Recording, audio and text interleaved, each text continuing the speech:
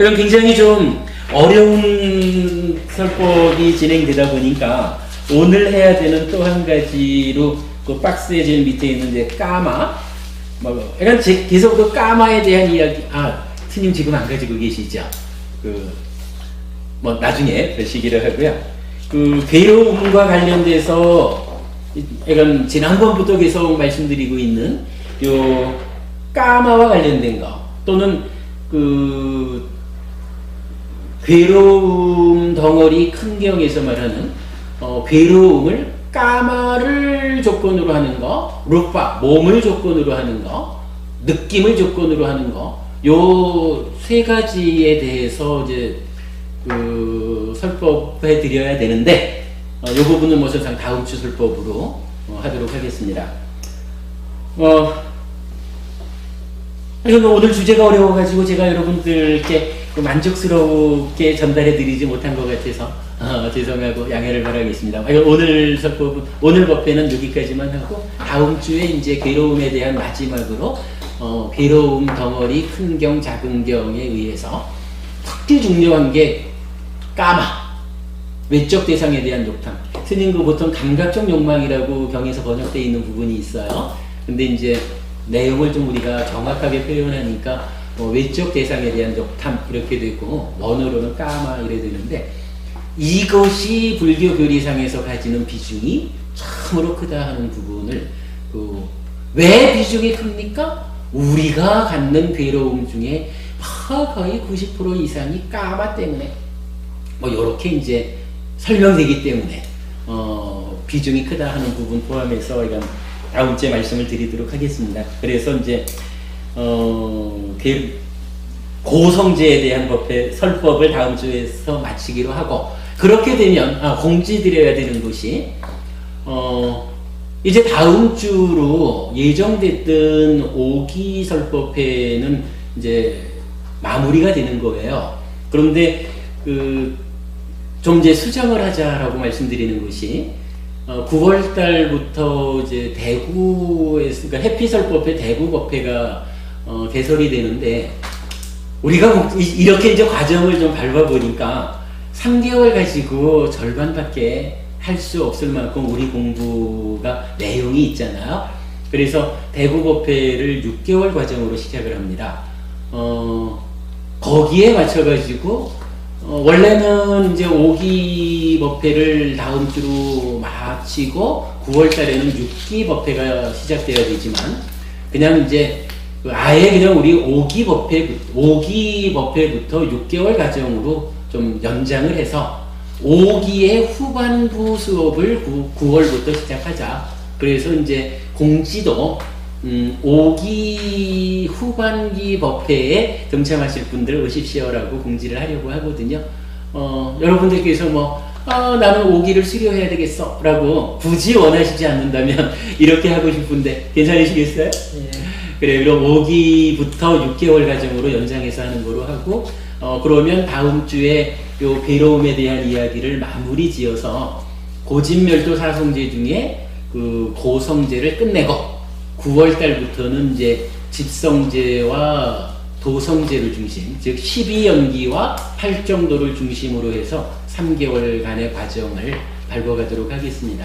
현재 제가 준비하는 내용으로 보면 그렇게 되면 그야말로 우리가 이제 5기 시작하면서 여러 줄을 필살기보다 기본기 이래가지고 기본기를 갖추는 중요성을 이제 언급했는데, 기본기에 이어가지고 사성제 12연기 8정도라고 하는 부처님의 핵심 법문까지를 전체적으로 소화해낼 수 있겠다, 이렇게 이제 생각이 듭니다.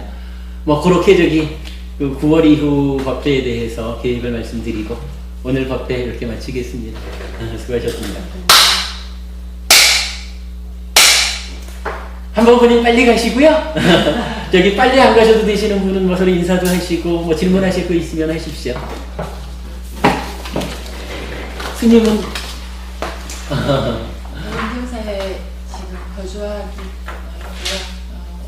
언제 며칠 안 됐습니다. 그러셨군요. 그래서 제가 몰랐나 봐요. 그런 스님 여기 조문수님 예, 조문 스님께서 이제 얼마 전부터 공부를 같이 하고 계시죠. 가보라고 해서 지금 늦었지만 들어왔습니다. 잘 오셨습니다. 감사합니다. 뭐 우리 공부가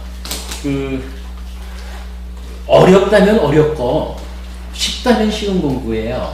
어렵다라는 개념은 우리가 기존에 가지고 있던 어떤 선입견을 전제해서 보면 뭐 이렇게 좀 다르게 말하느냐 하는 측면이 이제 개입하면서 또는 그냥 열심히 기도하시면 됩니다. 이렇게 가르치던 불교의 입장에 비해서 부처님은 이렇게 말씀하셨습니다 하면서 좀 깊이 들어가기 때문에 어렵다 이렇게 말할 수도 있는데 또 다른 측면에서는 부처님께서는 철저하게 우리 삶의 문제를 대상으로 설법하셨다. 부처님 가르침은 참으로 추상적이지 않다. 이런 측면을 바르게 보면 처음에 우리 삶의 과정, 뭐 마음이 전개되는 과정, 이런 삶의 문제를 이해할 때까지는 참 어렵다라고 볼 수가 있어요. 근데 그거는 사실은 어쩔 수가 없어. 부처님 가르침이 어려운 게 아니라 삶이 어려운 거거든요. 그런데 이 어려운 삶의 문제, 실현 가능한 유일한 해법이 있다면 이게 부처님 가르침이고, 그래서 부처님 가르침은 전혀 추상화되어 있지 않고 우리 삶이 어떻게 전개되면서 괴로움을 만드느냐, 그렇다면 그 부분을 정확히 보아서 어떻게 대응할 때 괴로움이 소멸하느냐, 요게 나는 고와 고멸을 말했을 뿐이다, 요 내용이죠. 그런 측면에서 보면은 우리 공부가 사실은 가장 쉬운 공부입니다. 실현 가능한 방법이다, 이렇게 말할 수 있어요. 정확했습니다. 여기서 이 공부 처음 들었는데 어디에서도 듣지 못한 공부인데 잠깐 한 시간 들었는데 단어 생멸이라는 그 단어를 많이 쓰지 않습니까? 저희 불교에서 네네. 어떤 성불교에서도 많이 쓰고 일반으로 모든 책에서도 많이 쓰는데 오늘 들으면서 그 생멸의 단어를 정확하게 좀 더 그러셨나요? 세밀하게 알게 되었고요. 다행입니다. 또 저 여무라는 저 단어 단순히 싫어하고 이렇게 미워한다, 꺼린다 이런 표현을 했는데 이게 참 읽어도 이 말이 왜 이렇게 많이 나오는지 이해를 못했는데 조금 더 자세한 설명에 참 많이 이해되었습니다. 예, 염오는 정말 바르게 이해할 필요가 있는데, 네. 그러니까 염오를 보통은 이제 이해가 좀 부족하면 혐오로 생각을 하죠. 싫어하고, 분명히 그런 차이가 예. 있는데, 그래서 그 부처님 말씀 그 안보경제에서 저 단어에 걸려서 그 혐오라는 그 보통 우리 그렇죠. 어감도 도저히 이해가 안 됩니다. 예, 저 부분은 그러니까 저도 이제 우리 이사장 스님한테 직접 질문도 해서 확인도 받고 그런 건데, 그러니까 혐오라는 것과 염오라는 것은 굉장히 다른 거죠. 그러니까 혐오라는 것은 참으로 한순간도 나랄 것도 너랄 것도 존재하지 않음에 대해서 두려움, 그래서 어째 이런 삶이 이렇게 이제 혐오한다라는 거고, 그것에 대해서 이제 바른 시각을 가지고 보니까 무상고 무아라는 바른 산자에 토대해서 즐기지 않고 환영하지 않고 묶여있지 않음으로써 탐진치가 일어나지 못하게 하는 이러한 마음 상태가 염오다라는 요거 이해하는 것은 정말 중요한 일입니다. 스님 요거 오늘 보셨다 그러면 도움되셨겠습니다. 두 가지 알게 돼서 정말 기뻤습니다. 감사합니다. 예, 도움되셨다니 고맙고요. 이렇게 공부 함께 해주셔서 감사합니다. 좀 질문 드릴 게 있는데요. 예. 자꾸 대승경전 이런 거에 괜찮습니다. 많아서요. 그 대승경전에 이렇게 앞에 보면 나는 이와 같이 들었다 할 때 그 나는이 예. 그게 항상 좀 궁금한데, 대승경전은 이렇게 돌아가신 다음에 한참 지나서 이렇게 그 경전이 만들어졌다 그랬는데, 그 경전이 집필하신 분이 누군지가 안 적혀 있잖아요. 그렇죠. 그러니까 그 집필하신 분이 누군지가 왜 안 적혀 있는지 그것도 굉장히 궁금하고, 돌아가신 뒤에 한참 열반이 되신 뒤에 한참 지나서 한 건데 이와 같이 나는 것과라는 그 부분이 마치 그 자리에 같이 그렇죠. 그런 것들이 굉장히 저는 궁금한 원래 이제 의미상으로는 네. 그러니까 여시양은 나는 이렇게 들었습니다라고 할 때 나를 안한 존재로 설정한 거죠. 안한 존재가 이 경을 읊었다라고 설정을 했기 때문에 나는 이렇게 들었습니다라고 하는데 지금 이제 한법부님 지적하시듯이 뭐 우리가 이건 뭐 다 아는 이야기죠. 대승경전이 어쨌든 부처님께서 살아서 직접 말씀하신 경전은 아닌 것이다 라고 그러니까 뭐 이게 뭐 질문하셨으니까 저는 답변을 드려야죠. 뭐 그 부분은 우리가 인정하는 거고 그렇다면 결국은 그 부처님한테서 직접 듣지 않고 직접 설해지지 않는 내용을 경이라는 이름을 붙여서 공부하기 위한 방편으로 안한다 존자를 화자로 설정하고 안한다 존자가 이렇게 들었다라고 말한 겁니다. 그러니까 이것은 부처님 설법하신 그대로입니다. 이제 이렇게 이제 그 의미를 부여하는 거죠. 그런데 사실은 참 묘해요. 오늘 아침인가 제가 어쩌다가 그런 생각이 좀 들었어요. 이런 말씀을 한단 말이에요. 소승경전은 참 소승이란 말은 안 쓰는 말이지만 소승경전은 부처님의 말씀이고 대승경전은 부처님의 마음입니다. 이렇게 표현하죠. 보통 이제 그렇게 표현을 하는데 이게 뭐 이거 부처님 그러니까 소승경전이 그러니까 니까야가 또는 아함이 부처님의 말씀이다 라고 하는 부분은 저도 그렇게 생각해요. 부처님 말씀이에요. 부처님께서 말씀하셨으니까 거기에 의지해서 가거든요. 그런데 대승경전을 지금 한법부님 질문하시듯이 누가 썼는지 모르고 동시대에 만들어지지 않은 것인데 왜 그렇게 말할까? 라고 하면서 거기에 한 수 더 그러니까 한 가지 의미를 더 부여해가지고 이것은 부처님께서 말씀하신 것은 아니지만 부처님의 마음을 전달한 겁니다. 이렇게 말을 한단 말이에요. 그렇다면 뭐 두 가지죠. 하나는 대승경전을 부처님 말씀이 아니라고 말하고 있다. 이거는 대승경전을 공부하는 분들이 하는 말이죠. 대승경전은 부처님 말씀은 아닙니다. 그러나 부처님의 마음을 담고 있습니다. 이렇게 말하면 일단 부처님 말씀이 아니다라고 인정하고 있는 거라는 게 한 가지 측면이고 두 번째로 부처님 마음입니다 라고 한다면 요거 부처님 마음이라고 누가 검증을 해줬을까?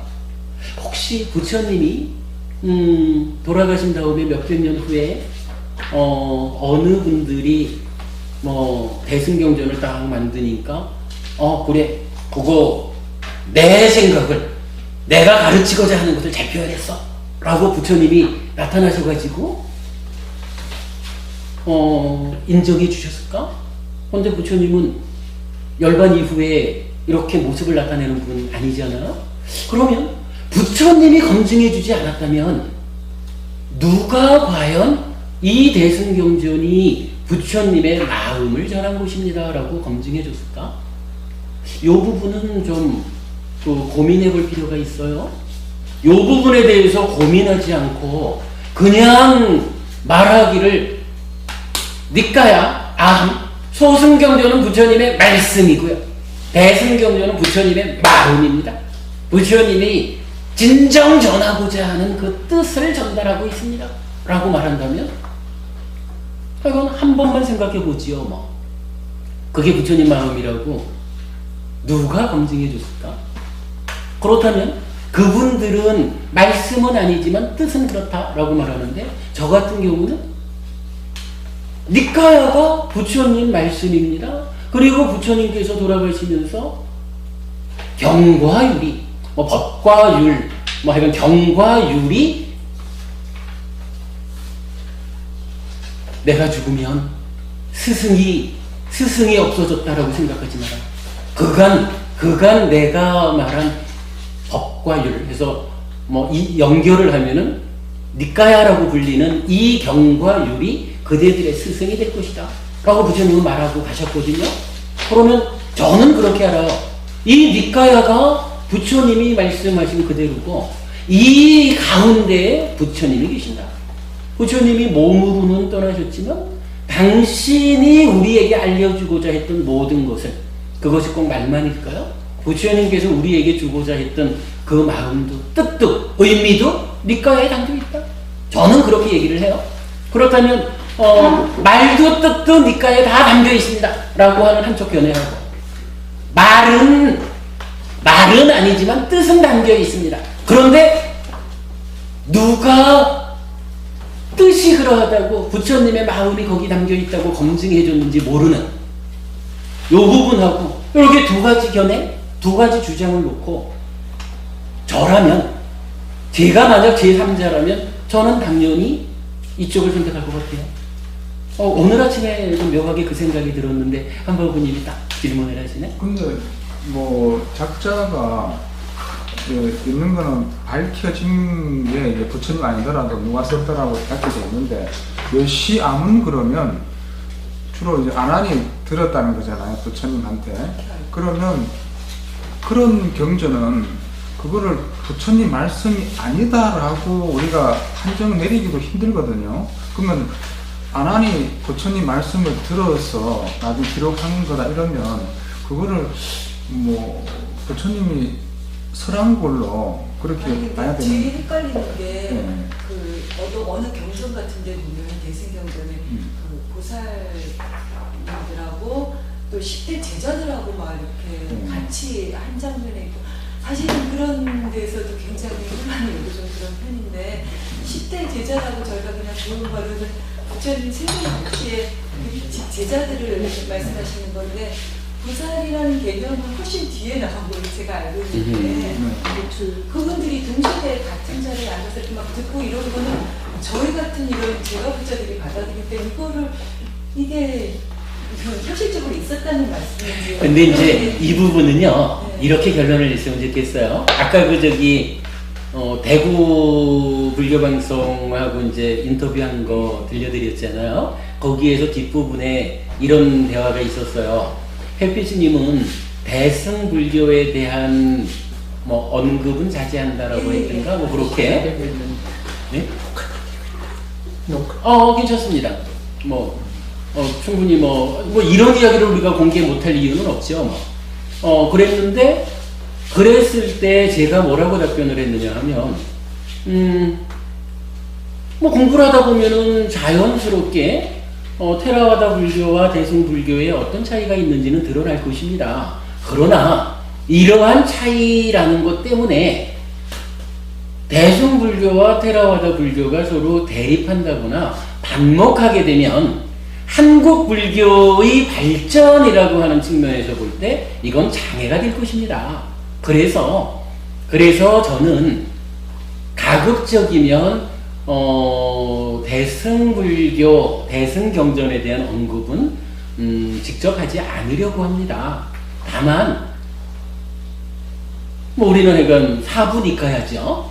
사부니까야를 중심으로 부처님은 이렇게 말씀하셨습니다. 부처님이 살아서 45년간 이렇게 설법하셨습니다라는 요 한 범주를 해피법당의 영역으로 삼아가지고 요 부분을 다만 전달할 뿐입니다. 그러면 공부하시는 어부님들이 스스로 판단해가지고 자기의 불교적 삶을 결정하게 될 것입니다. 이렇게 이제 표현을 했거든요. 이 부분이 사실은 좀 어려운 부분이에요. 왜냐하면 지금 질문이 되다 보니까 뭐 말을 했니 안 했니 뭐 누가 그게 부처님 마음이라고 검증해 줬는데 뭐 이런 표현까지 나오게 되는. 근데 여기 다른 분들이 들으면 좀 불편할 수 있잖아요. 우리가 이제 이런 어떤 그 대립 반목 관계를 만들지 않아야 한다라는 것 때문에 가능하면 제가 먼저 그런 이야기를 꺼내지 않겠다 이런 이야기를 한 건데, 그러나 그런 원칙이 있다 해도 또 분명한 거 하나는 공부하는 분들이 어떤 형태로든 질문을 하시면, 지금 한부모님이 질문하신 그 부분을 제가 우리 이거는 대화에서 뺍시다 라고 말하면, 이거는 법부님에 대한 그 법사로서의 제 역할을 그야말로 그 뭐라 그러죠? 그 직무유기 이래 되는 거죠. 여기 하신 분은 저도 이렇게 출가하면서 예, 예. 처음에는 대승도 모르고 소승도 모르고 아무것도 모르고 부처님인 줄 말하는데 어느 날 경전을 볼 때 대승이 나오고 소승이 나오는데 부처님 과연 대승이라는 단어를 썼을까 소승이라는 단어를 썼을까부터 시작해서 의문이 생기기 시작하더라고.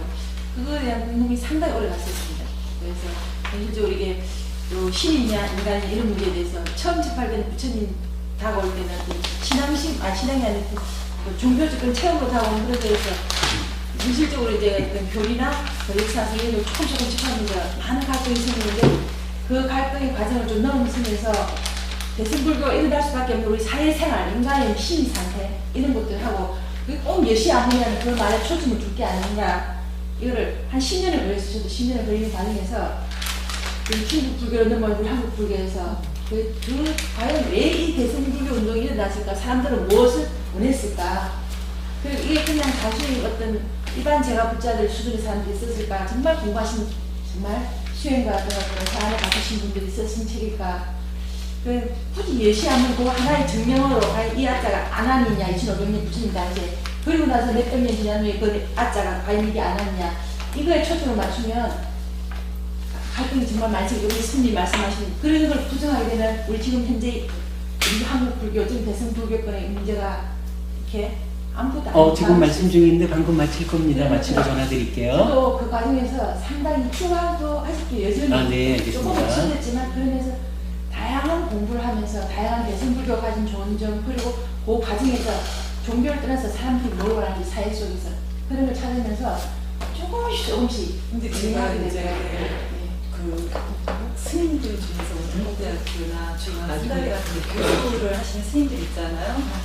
이분들의 그 카페 같은 데 이렇게 들어가 보면 스님도 출가하시기 전에 그냥 절에서 이제 공부하실 때 하고 동국대학교나 뭐 이런 데 가서 전문적으로 이렇게 공부 시작하셨을 때 제가 질문한 이런 거 갖고 굉장히 큰 그 괴리감을 느껴서 그 한동안 그 혼돈이 굉장히 심했다라는 그런 거를 이렇게 자백식으로 고백식으로 써서 올리시는 걸 많이 느끼는데 그렇게 공부를 전문적으로 하시는 분들도 그런데 저희 같이 그냥 절에서 이렇게 불교대학 뭐 이런 데 다니면서 그냥 이렇게 해주시는 말씀을 들으면은 정말 이런 문제가 해결이 안 되니까 그 다음에 모든 것들이 다 허공에 방 뜨는 거예요. 이런 기초적인 게 해결이 안 되니까. 근데 그 부분에 죄송합니다. 네. 저는 아까도 이제 그 해피법당의 어떤 범주, 영역 이런 표현을 썼는데, 저는 이제 그 부분에 대해서는 고민하지 않아요. 저도 사실 출가 전에 오랫동안 제가 제자로서의 삶을 살아왔지만, 지금은 고민하지 않는 것이, 명확하게 부처님 살아서 45년간 설한 이 가르침에 내가 의지하겠다라고, 예, 제 자신의 입장을 명확히 한 거예요. 나의 의지처를 부처님 살아서 45년간 설하신 사부니까야로 삼았다라고 뭐 제 입장을 명확히 하니까 그 다음에 왜 걸릴 게 없는 거야. 그러면 뭐 다른 분들이 이러저러한 문제점, 의문을 제시할 때 저는 한국 불교의 그 어떤 그 대립을 반목을 만들 이유는 없으니까 거기에 대해서 제가 뭐 옳다 그러다라고 어떤 의견을 가능하면 제시하지 않겠다라는 것 뿐이지 그냥 저는 여기에 의지해서 제 일만 합니다. 이렇게 본다면 만약에 이게 좀 말이 애매하지만 법부님도 어쩌면 법부님이 의지할 자리가 어디냐 그걸 결정하는 게 우선일지 몰라요.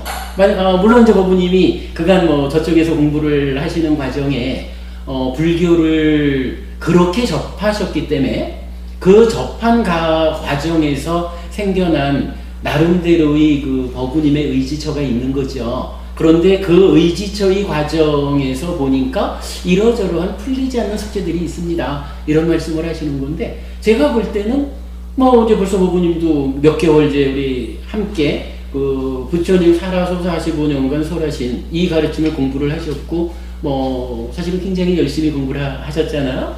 그렇다면은 뭐 깊이 생각해 보실 필요가 있죠. 그래서 법부님이 의지해야 할 영역이 어디냐? 그 부분을 법부님이 판단해서 결정해 버리면 해결되는 문제야. 거기 부분에 대해서 제가 예. 뭐 첨부적으로 이거를 뭐 굳이 그거를 알아야 되겠다. 그거는 안 풀리더라도 예를 들어서 저 같은 경우에도 지금 복장이 대승 복장이에요.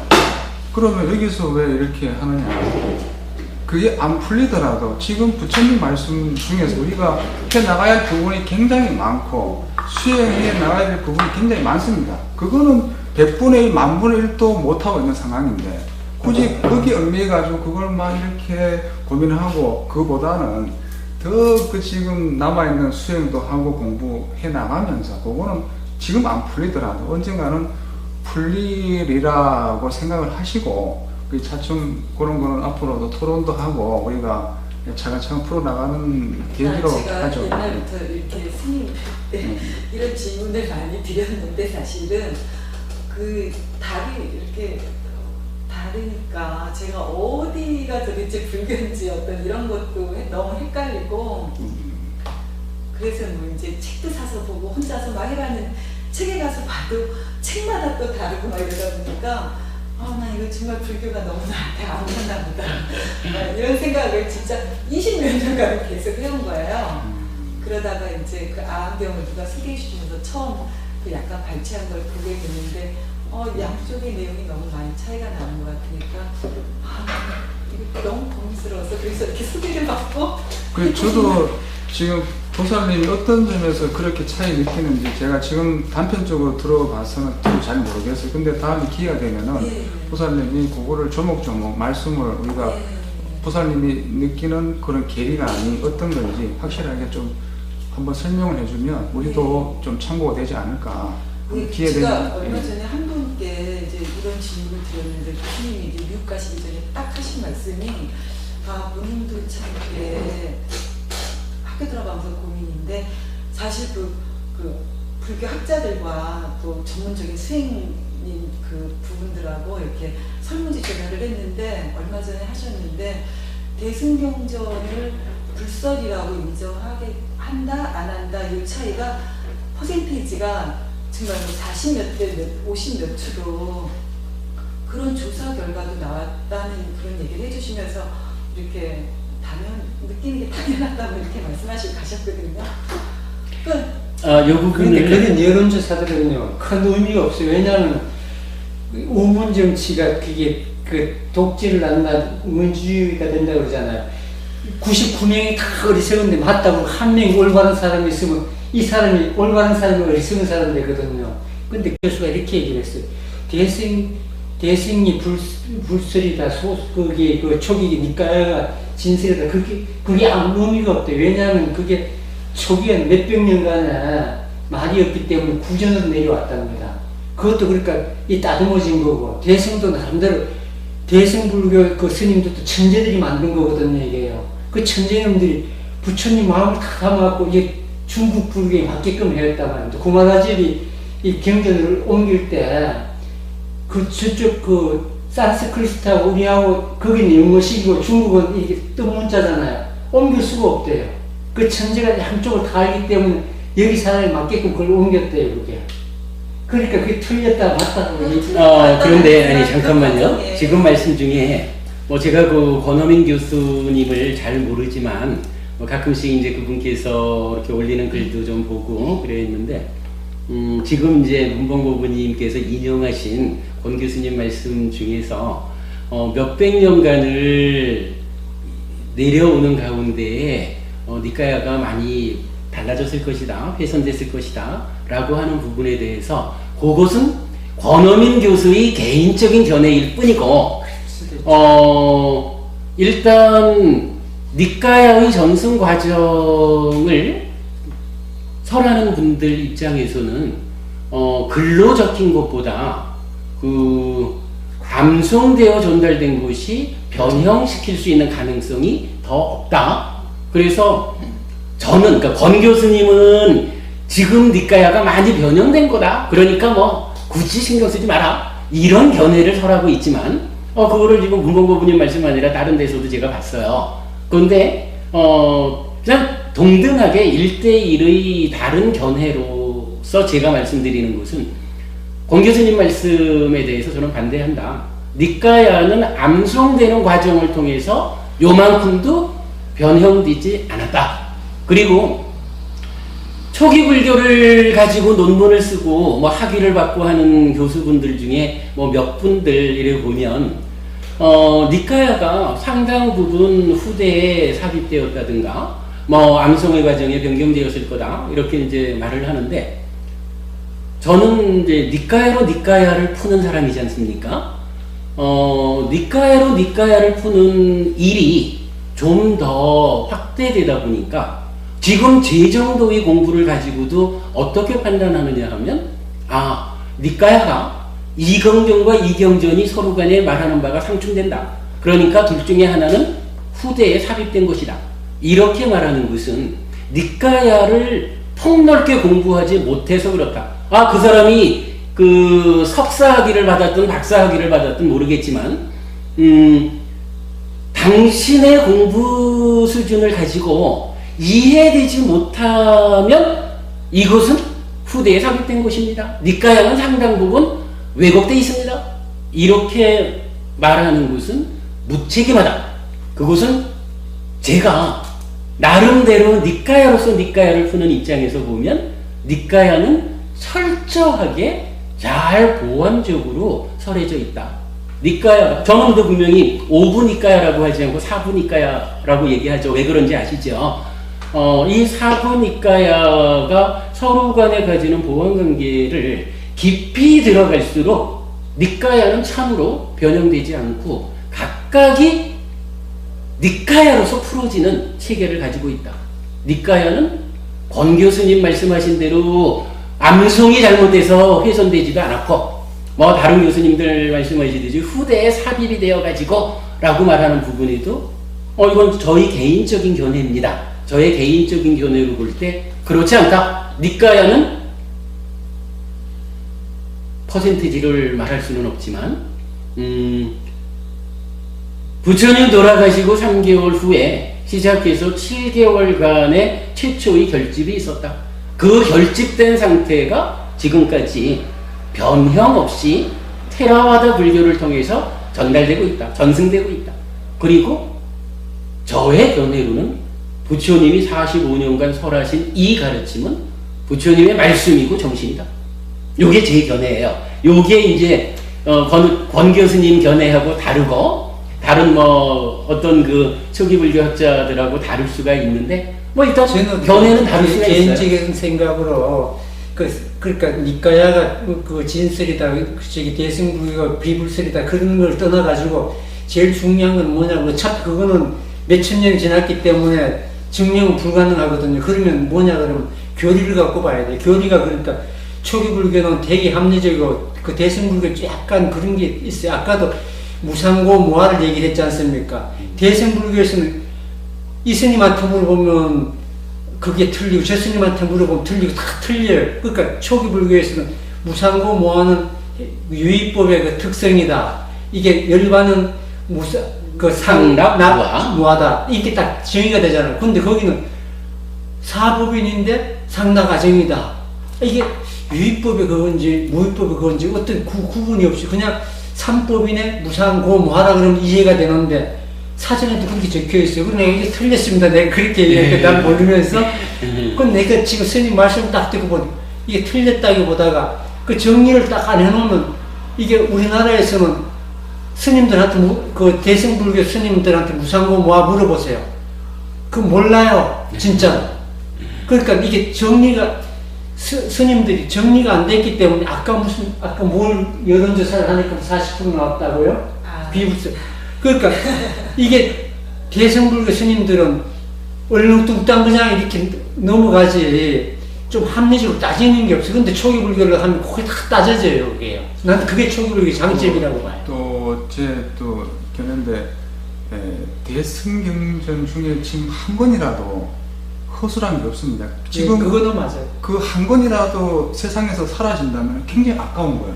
저 개인적으로도 이 불교가 뭐 초기 불교다 무슨 대승 불교 이게 중요한 게 아니라 원래는 다 같이 하면 됩니다. 다 같이 하고 부처님 말씀입니다. 좋은 걸 받아들이고 조금 맞아요. 좀 변하고 왜곡된 건 우리가 스스로 조금 그런 거는 어떻게 뭐 할 수 없잖아요, 그죠? 근데 다 같이 해서 뭐 제 개념입니다만은 다 같이 하면 되지 뭐 이렇게 가르고 뭐 이렇게 경제는 문제가 아니라 네. 스님들이 문제다. 아니 이제 제 생각에는요, 내가 이렇게 어느 거든 이렇게 섞어서 잘 하면 되지 않는데 그것도 저의 안목이 어느 정도 잘 섰을 때 이것도 융화가 되고 저것도 융화가 되는 거지 제 안목도 안 쓴 상태에서 이렇게 그냥 어떤 이렇게 그 전해지는 그걸 그대로 받아들인다는 거는 조금 저는 그게 문제가 있다고 생각을 해요. 그래서 어느 정도 교통 정리가 조금 된 상태에서 제가 이 시대적 상황도 이해를 하고 아 이경전에 왜 이런 내용이 들어갔을까 이런 것도 좀 이해할 정도의 안목이 섰을 때는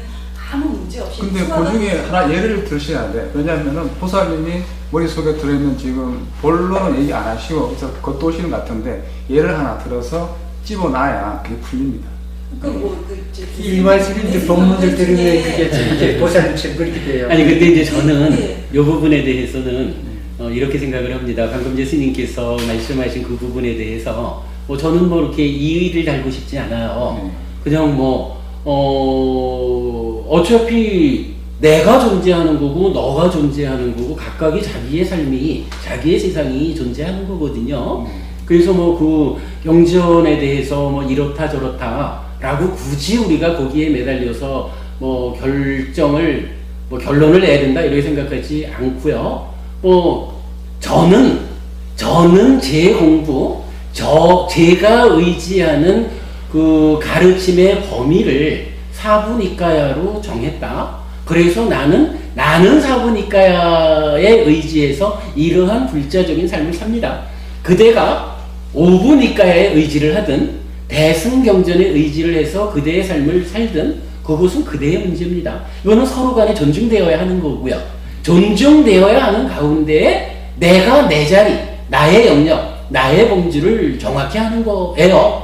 그러면 아니 뭐 내가 의지할 경전에 의해서 잘 나가고 있는데 너는 왜 그걸 하니? 하고 누가 문제 삼을 일도 아니고 제가 나와 다른 길을 간다고 해가지고 아니 너는 왜 그러는데? 하고 문제를 삼을 일도 아니에요. 우리가 이제 제가 아까 그 인터뷰 얘기도 했지만 크게 보면은 한국 불교가 함께 가야 되는 뭐 이런 큰 관점을 가져야 되고 그 가운데에 뭐 이제 학교에서 보니 애들 보니까 뭐 함께 하면서도 다른 이런 이제 표현 나오지요.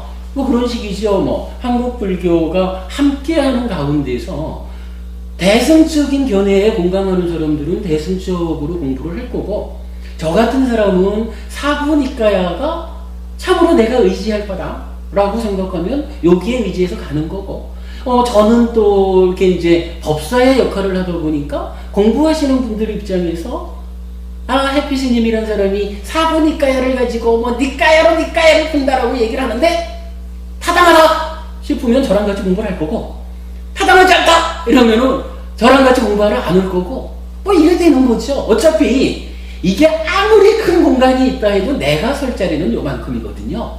그러면 한부모님 오늘 제가 몇 번이 말씀을 드리는데 중요한 것은 내가 설 자리가 어디냐 내 자리를 찾아서 내 자리를 튼튼히 하는 거 거기서 흔들림 없이 나의 삶을 만들어가는 거 그래서 내가 이 자리에 서가지고 행복해지면 그것이 부처님 가르침에 부처님 하여간 죽었다 해도 하는 얘기가 나는 오직 고와 고멸을 말했을 뿐이다 아닙니까?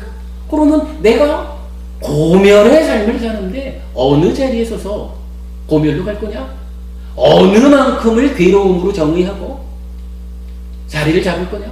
뭐 이런 측면에서 법부님이 자리를 잡으면 되고 죄송합니다. 한마디만 더 할게요. 그리고 나면 이제 아까 그 스님께서 또 그 말씀을 해주셨는데 제가 스님 말씀에 동의하는 게 그거야. 그러니까 뭐냐 하면요. 우리가 이제 그러니까 스님 말씀하신 그 뭐 몇 가지 그런 질문들 이런 부분에 대해서 14무기 즉 10가지 건에 대해서 부처님이 설명하지 않잖아요. 요 설명하지 않는 이유를 우리가 두 가지로 봤잖아요. 한 가지는 이익되지 않아? 그거 붙잡고 매달려봐야 결코 도움될 게 없어. 시간만 낭비하는 거야. 뭐 이런 얘기. 그리고 또 한 가지는 무명과 가래의 방해를 받는 중생의 입장에서 헤아려지지 않는 영역에 대해서는 부처님도 말하지 않잖아요. 뭐 그렇다면 법부님께서도 그 부분이 왜 여시아문일까요? 하는 것을 붙잡고 있는 것이 스님 말씀대로, 스님 참 정확히 표현을 해주신 것 같아요. 스님 말씀대로 결국은 왜 여시아문일까? 하는 걸 붙잡고 있어가지고 법부님의 공부가 형성돼서 법부님의 자리가 분명해지고 법부님의 삶이 괴로움의 소멸로 나가는데 도움되지 않는다는 거거든요. 그러니까 그런 뭐 어떤 부분들은 좀 내려놔도 돼. 그리고 기준을 명확히 하자고요. 예를 들어서 법부님께서 내가 늦게나마 해피스님을 만나서 해피설법회 공부를 하는데 해피스님이 기준한다는 사부 니까야가 타당해 보인다. 해피설법회의 공부 내용이 그래도 내가 자리 잡을 만하다라고 생각이 되면 왜 대승경전에서 여시아문이라고 했을까? 하는 데 대해서 관심 가질 게 뭐 있어요? 그냥 그분들은 그렇게 하시게 두고 법부님이 법부님의 자리를 명확히 해가지고 사부 니까야만 가지고도 평생 공부해도 부족하잖아요. 시간이 부족하잖아요. 그죠? 중요한 것은 그 설명하지,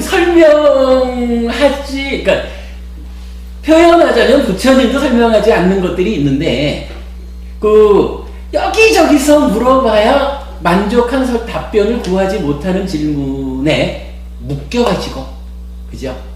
그것도 달리 말하면 즐기고 환영하고 묶여 있는 거거든요. 탐진치가 일어나는 거예요. 거기에 묶여가지고 시간 낭비하지 마시고 법부님의 자리를 명확히 하셔요. 그러면 저는 지금 제 자리를 명확히 하다 보니까 대승경전이 왜 여시아문이라고 말했을까? 이때의 나는 누굴까? 이 나가 과연 부처님 계실 때에 들은 내용일까? 이런 부분에 대해서 저는 고민하지 않아요. 그냥 열심히 제 영역을 공부합니다. 보살님이 이렇게 질문하고 이렇게 의문점 가지는 게 전혀 무익한 건 아닙니다. 그렇게 질문 던지고 의문을 가져야 본인도 의문이 풀리고 이렇게 알아지는 거예요. 그렇게 뭐 질문하는 건 질문은 좋죠. 네. 질문은 근데 당연히 좋은 거고. 스님 오늘 말씀에 제가 이제 입장이 좀 정리가 됐는데, 예. 근데 말을 이렇게 설명 들을 때는 저도 이렇게 같은 가정에서 설명 들을 때는 그 말은 이해가 돼. 근데 어떤 보살님께서 굉장히 어떤 그 성품이랄까 고든 성품 뭐 그런 게 있으신 분들은 꼿꼿한 거죠. 이게 개인적인 성품도 있어요. 이게 이해가 안 돼요. 이 아가 통일이 안 되면 이 신앙이 흔들릴까 말까 막 그런 고민이 생기거든요. 그러니까 많이 흔들리는 경향이 있었죠. 그래서 공부를 그걸 궁금한 걸 억지로 듣는 것보다도 계속 공부를 해주다 보면 이 알을 능가하는 예시암으로 대승불교 예시암을 능가하는 대승불교에 있어요. 그걸 찾으면 그런 건 자동으로 그냥 없어지는 그런 더 큰 거를 보면 그 안에 들은 것은 해결이 되죠. 왜 대승에서 공부 많이 하시는 아니 대승에 대승에서 다 그래도 그러니까 다시 아무도 질문거리가 안 되는 걸 저는 질문거리가 되니까 이런 거 궁금하면은 저는 그냥 이렇게 말씀하시는데 이렇게 넘어가는 성격이 못 되고 왜 이 책하고 이렇게 다르냐 뭐 이런 거. 아니 뭐 그 부분에 대해서는 얘기 책까지 아니 저도 방금 스님 말 정리가 됐어요. 그런데요, 이제 방금 스님 말씀하셨듯이 이렇게 질문하시는 부분은 분명히 유익해요. 근데 이런 질문을 평생 하고 살아서는 안 되죠. 그래. 그죠? 어느 만큼 그 유익함의 과정을 거쳤으면 유익함이라는 것이 실제로 내 삶이 향상으로 나아가는데 쓰일 때 유익한 거죠. 그죠? 뭐 제가 볼 때는 법부님 충분히 공부하셨고 그 공부하신 가운데 입장 정리를 하실 수 있다고 생각합니다.